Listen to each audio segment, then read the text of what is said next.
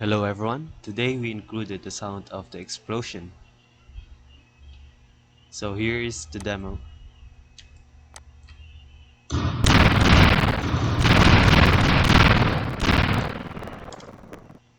So in order to initialize the sound, it's already in the Vi game.init, and then we set the number of channels so that we can play multiple sounds at the same time.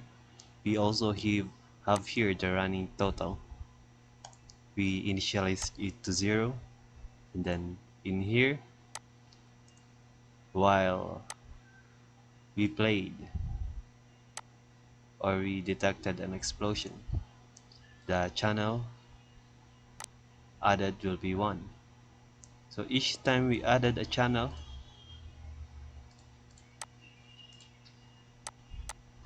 or changed the channel, the maximum is up to 10, and if the number of explosions exceeds 10, then it will roll back to 0.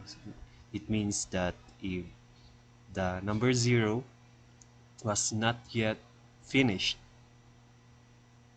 playing, it will automatically stop and then we will play the new one, because I think that more than 10 sounds at the same time would be too much, and then it would be hard for the system to run at the same time.